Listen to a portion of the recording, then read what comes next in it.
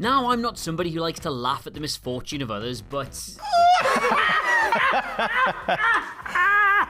Yeah, okay, that's a lie. I'm a football fan. I like nothing better than laughing at the misfortune of others. To me, it tastes sweeter than the nectar of the gods themselves. But sometimes the beautiful game throws up moments so gut-wrenching, so harrowing, that you would have to have a heart made of whatever the hell they carved that horrifying Ronaldo sculpture out of not to have it break. I'm Adam Cleary, this is 442, and these are the 10 most heartbreaking moments in football history. Number 10, Schalke lose the title. For just 3 improbable minutes, Schalke thought they were going to win the most improbable of Bundesliga championships. Going into the final day of the 2000-2001 season, the German side were 3 points behind Bayern Munich, but crucially had a better goal difference. After beating Unterhaching, and apologies to any Germans who had to hear that, 5-3, word began to spread that Hamburg had somehow done them the ultimate favour and beaten Bayern 1-0. Celebrations for a first Schalke title win for nearly 50 years began to sweep the stadium, but they were agonisingly premature. Despite Sergei Barbarez's 90th minute goal, Bayern rallied to score a 94th minute equaliser through Patrick Anderson, thus snatching the title back from Schalke in the last possible minute. And despite another 4 second place finishes since then, their wait for that first domestic championship since 1958 goes on. Number 9, Gareth Southgate's penalty. England's Euro 96 run on home turf raised hopes once more 6 years on from reaching the Final Four at the World Cup that a major tournament win could be in the offing. Or to translate that sentence into its more commonly used form, people thought that it might be, as the prophecy foretold, finally coming home. However, for all that song is ingrained in English footballing culture, so too is getting beaten on penalties. In semi-finals against Germany. After a run of what are, fair play, some of the most comprehensively scored penalties you're ever going to see in your life, the teams moved into sudden death at 5-5. Up steps Gareth Southgate, visibly having all the confidence of a child that's just gotten a fright off the dog, and weakly side-foots his effort into a gleeful German goalkeeper. Now, the thing is, players miss penalties and shootouts all the time, and English players with stunning regularity in fact, but what was different here was that you could immediately see the impact this had on him. Watching him break down under the Wembley floodlights that night moved pretty much the entire country to tears. Number 8, Cloughie's final season. I'm a happy man, protested a tearful Brian Clough on the day Forest were relegated from the Premier League. Happiness comes from the inside. I'm a good socialist, I'm a good dad, I'm a good granddad, I'm happy. For the uninitiated, Cloughie had turned Nottingham Forest from second division strugglers into back-to-back European champions. But as the game had moved on into the 90s, it had sort of began to pass him by, and he ultimately retired in a manner nobody wanted to see. They finished rock bottom of the Premier League's inaugural season, and seeing one of the nation's greatest managers ever almost moved to tears was tough for fans of any club to take. If you haven't seen the particular clip in question though, don't worry, because Michael Sheen's only about 10 years away from aging into a sequel to The Damned United. Number 7, Ajax's late collapse. Yeah, fair play, you were probably spectacularly not bothered if you're a Spurs fan, but Ajax became the neutrals' darlings during the 2018-2019 Champions League. Erik ten Hag's youthful, exciting side battled all the way from the second qualifying round to the semi-finals,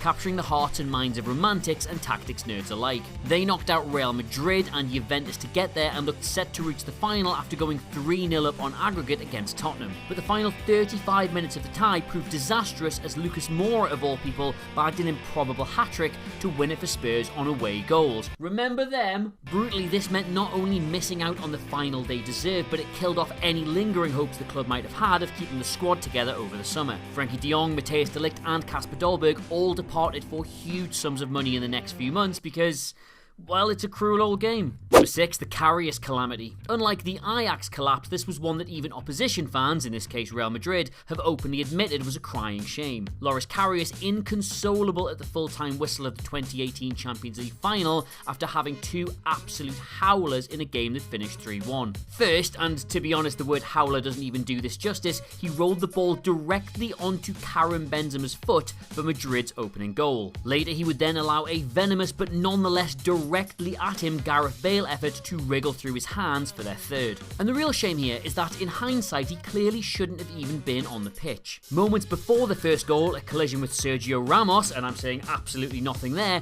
was eventually diagnosed as having given him a concussion. However, instead of getting treatment or being substituted, he simply tried to play on with it and, well, let's watch that back again. You can tell. Number 5, a bin for a heart. Gianluigi Buffon has won everything there is to win in football except the Champions League. Therefore, in what was supposed to be his final season with Juventus, both he, the club, and pretty much every neutral in football was desperate for him to win it. Things looked not great heading to the Santiago Bernabeu, already 3-0 down from the first leg, but an improbable Juventus comeback had the tie 3-3 on aggregate with extra time looming. But then, oh dear, oh dear, oh dear, Lucas Vazquez is bundled over in the box, Michael Oliver awards a stoppage time penalty, and Gianluigi Buffon completely loses his mind. Capovolto il cappuccio amico is apparently Italian for flipped your lid mate, and after literally shoving the referee in the back, a red card was duly brandished. The penalty was predictably scored, and when asked about the whole affair in the press conference afterwards, Buffon simply said that the referee had a rubbish bin instead of a heart. And I mean, that is pure poetry, isn't it? Anyway, interesting that Buffon gets sent off in his air quotes final game while Zinedine Zidane looks on smiling. I wonder if that's going to be at all coincidental later in the video. Number 4, Totti's letter. Rarely, if ever, has a stadium been filled with as much emotion as on the 28th of May 2017, the day Roma said goodbye to Francesco Totti. In fact, there hasn't been an instance in recorded history of that many men all crying at exactly the same time since the first airing of that Futurama episode with Fry's dog, and it still gets me. Anyway, a local lad, a one-club man, one of the greatest talents of his generation, and let's all hold our hands up here, a complete slice. Totti became an absolute icon during his 25 years at the club. After his final game though, a 3-2 win over Genoa, he read a letter to the fans and there wasn't a dry eye in the Stadio Olimpico. Roma's official video of the moment was titled A Stadium of Tears, and I'm not gonna go and read the whole thing to you now, but yeah, it'll get you. Number 3, this does not slip. Look, I know this could just as easily be in a video about the funniest moments in football, ha ha ha, maybe it probably will be, but when you really think about it, it is kinda heartbreaking how Steven Gerrard went out at Liverpool. In his last proper season at the club, like the one after this was like just this weird farewell tour, he lost his footing in a crucial title-deciding match against Chelsea in the third last game of the season. After 16 years at the club, with Liverpool's most coveted prize finally within their grasp, 5 points ahead of Man City, he, as the song goes, fell on his f***ing arse and gave it to Demba Ba. City won their game and then their game in hand, and that was that. Gerrard called the period the worst 3 months of his life and would later... Hang on, wait. Is that Mo Salah? In the Chelsea Salah... Mo Salah played in this game of football against Liverpool. Am I on spice here? Did everybody know this? That can't be right, surely. God, I'm so old. Number 2, Zidane bows out. The stage could not have been more perfectly set for Zinedine Zidane, arguably the finest player of his generation, to bow out in the most glorious way imaginable. The final game of the mercurial playmaker's career was the World Cup final, and his Panenka penalty had already put France ahead after just 7 minutes. But it was how he used his own ahead, get it? That he was ultimately remembered for. Marco Materazzi, who had earlier equalised for Italy, said something to Zidane in extra time, and he absolutely lost his mind. Headbutting his opponent in the chest of all places, and in full view of the ref, he was promptly sent off and forced to watch Italy triumph on penalties. Among their scorers, you guessed it, Materazzi. That image of Zidane walking down the tunnel past the trophy he had almost certainly just cost both his teammates and his nation will forever go down as... Oh wait, no, hang on, yep. There's Gianluigi Buffon smiling. I knew that was going to come back. Number 1, have a word with him. Oh...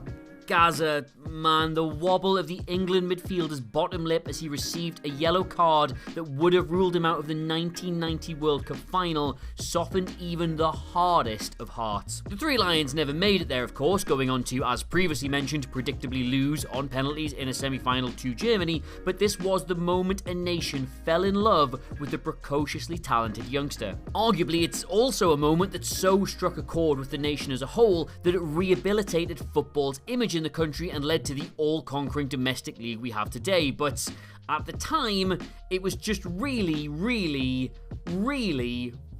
sad. I mean, just look at Lineker here, man.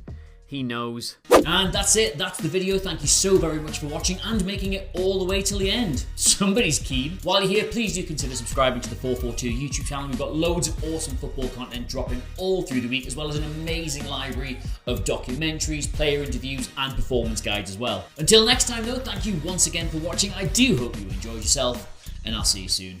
Goodbye.